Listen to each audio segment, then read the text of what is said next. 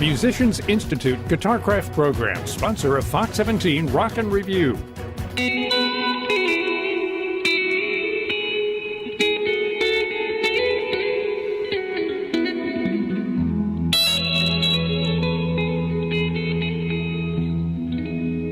Fox 17 Rock and Review. One of my buddies, Casey James, you probably remember from American Idol, and he's had some great albums in the past, but, you know, a singer-songwriter on Billboard also. Yeah. Like, what, 23 on Billboard? Pretty crazy, yeah. Yeah. I mean, that was in the days when there were so many things happening that I didn't even keep up with everything. You know, it's like, I had to have somebody tell me how cool I was. And now you're kind of relishing in the moment, and you had a brand new album come out this summer. Oh man, it's been this has been the coolest season of my life, and I'm so thankful because, you know, making this record it was so many things to me, but really it was just repairing my soul. You know what I mean? I've had an interesting journey, and you know, if people go to the website and if they read the interior of this record, I kind of pour my heart and soul out. Mm-hmm. And I think if you were to listen to the record, read the center, and you check out, you know, the bio that's written, you pretty much know me as well as anybody. Right. You know? And this record was really just, it was necessary for me. And I'm Well, you know, really and you and I were proud of it. talking before we came down to the studio also, Casey, to where, you know, and I think all of your music's been great. And obviously you were incredible on American Idol, really brought a bluesy feel and wielding a cool guitar and everything. But, you know, to me, you know, knowing you more as a guitarist and a musician, this seems more like it's your voice to me. It is, yeah. I mean, it just took me, it's tough, you know, when you have a lot of people, when you're working with a large group of people and everybody has something to gain or lose from your success or failure. Right. Everybody wants to, rightly so, I guess, you know, put their hands on it and to help in their own sense of what that word means. And I just don't think that's the right way to make a record. It's not for me anyways, you know. I really feel like, for me, the best way is for me to just write music that I love and that I like playing and singing, and then make the music. And I was able to get work with a producer that allowed me to do that and was instrumental in putting the right group of people together. And this is a live record. I mean, there's no nonsense here. There's no auto-tune. Well, you know, and I like it that it's kind of raw. It you know, is. with the guitar sound and with, you know, with your voice and everything else, to me, it's reminiscent of more of the old blues guys and the early rock guys, to where it's just, you know, here it is. You know, and I love it, too, that you brought on Delbert McClinton on Bulletproof, and then you also got together with Bonnie Bishop on Stupid Crazy. Yeah. Not bad people to have on your blues breakout album. Yeah, it's crazy, man. I mean, and these are people that I look up to, that I enjoy listening to. I mean, Bonnie's latest record is just phenomenal. Oh my gosh, yes. And you know, Delbert could sing the phone book, and I would listen to it. You know what I mean? And he brings in the cowbell and the harmonica. You know, it's just amazing, and it's such a blessing when I look at, you know, who was involved with this record and just being able to interact with these people.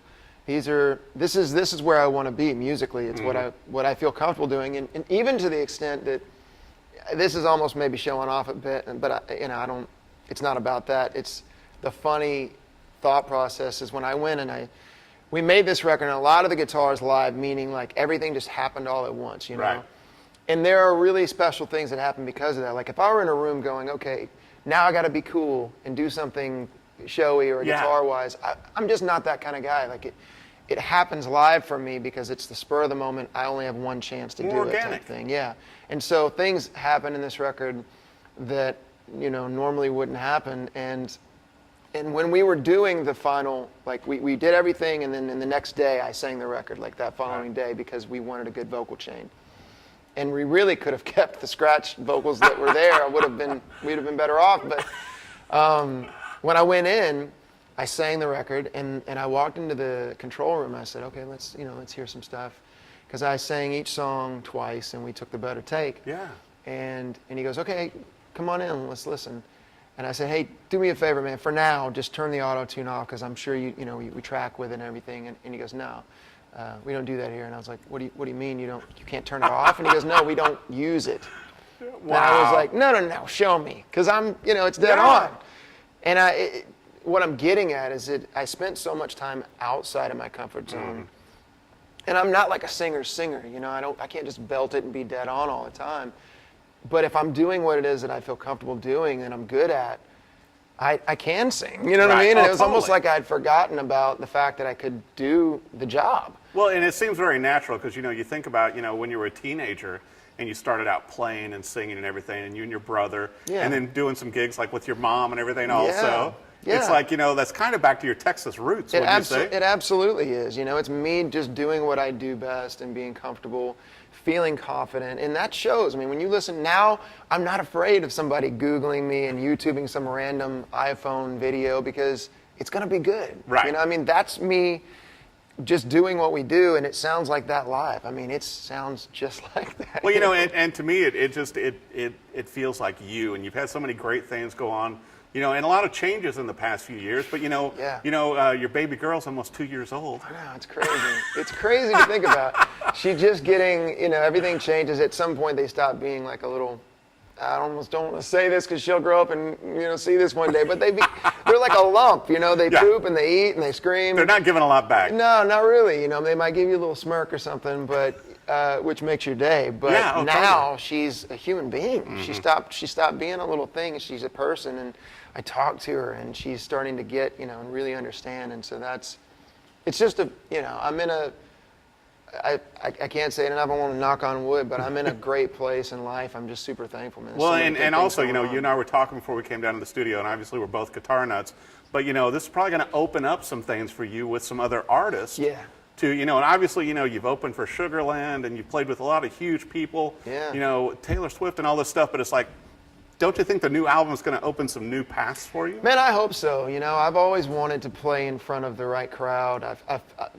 To a certain extent, there are times where I've felt like I use this. If anyone knows me, then that's watching this, they'll be like, he's used this before. But I felt like I was a chainsaw juggler at an art gallery. You know what I mean? It's like, one of these things does not fit. That's right. You know, it's like maybe they'll walk by and they'll be like, oh, that's kind of cool. Look at that dude's juggling chainsaws, I think. But then they walk right by you and they go to the art gallery. You know, it just, I didn't feel like I necessarily fit, and I've always wanted to be in front of the crowd of people that's a lot like myself, who is really just a passionate aficionado of music, and some, you know, a group of people that knows, hey, that guy was sitting in a room on Friday night when everyone else was out partying. He was studying guitar licks and emulating and practicing and learning and trying to find himself musically. Right. That's who I want to play in front of, and that's who I want to be involved with musically, you know, on the artist level, whether it's a guitar player, singer. Most of the people that I look up to do both. Right. And there's a few great Texas musicians, Leroy Parnell. Absolutely. And a lot of people that, you know, with you coming out of Texas. And I wanted to bring up also, you've been with Godin Guitars for a while, because last time you came on the show, you brought in your A12 and I had to buy one. I'm that guy. I'm the guy that shows up with something.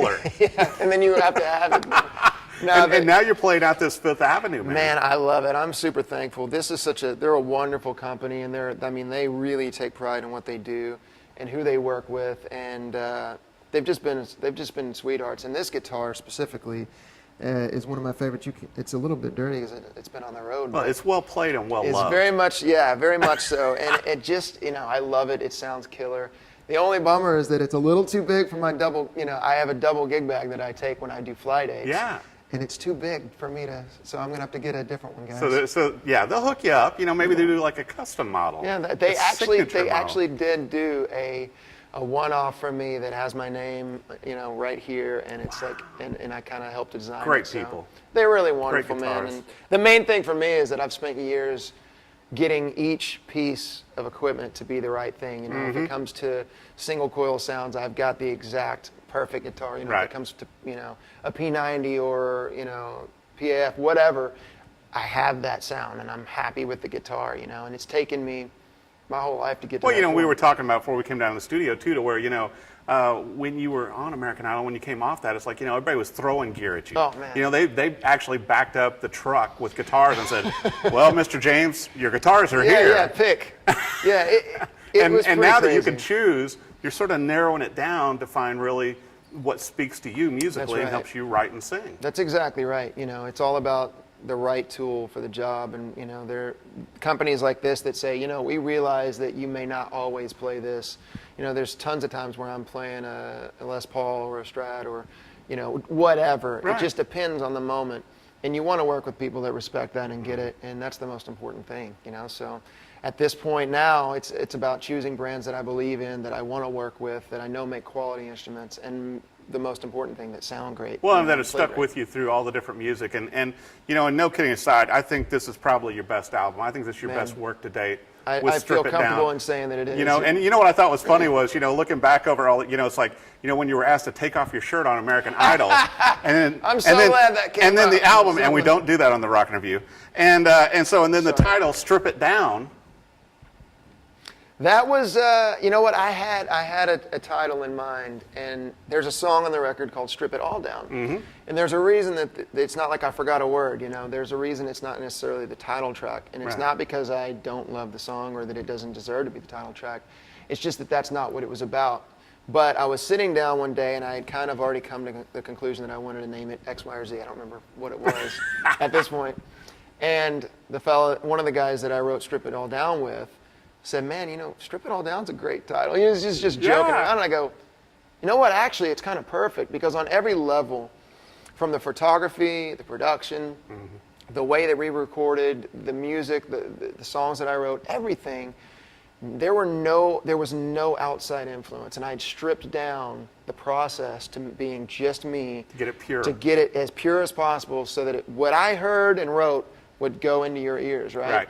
And I thought, that's kind of perfect. I should name it Strip It Down, because it is stripped down. It's exactly what it needs to be. There's nothing else added. There's no frills. We didn't move things around and use technology to make it better. This isn't a better version of me.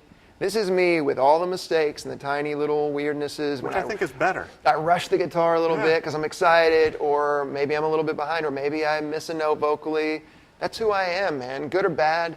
It's honest, and that's what I love about it. So when I listen to it, I'm going, man, I'm proud of who I am, not some made-up version of who I am or some better version of me. It's just me. Yeah. Well, it's incredible. I'll tell you what, pick up a copy, Strip It Down. Casey James' new album just came out this summer, and be sure and catch him on tour. Yes. I hear there might even be a documentary he might be involved in. So you can find it all on the website, right? Yeah. Everything's up. And social media. Social media, yeah. It's, you know, CaseyJamesOfficial.com. Instagram is Casey James Official. Twitter is Casey James. Facebook is Casey James Official. And the website's Casey James Official. I think I repeated something in there. It's all very official. It is official, but pick up a copy. I'll tell you what, great album. If you're a lover of blues music like I am, you're going to hear some nice, you know, some nice nods to those great artists, but also it's all Casey James. So thanks for joining me. Man, thanks for having me again. Great thanks for watching the Fox 17 Rock and Review. Musicians Institute Guitarcraft Program, sponsor of Fox 17 Rock and Review.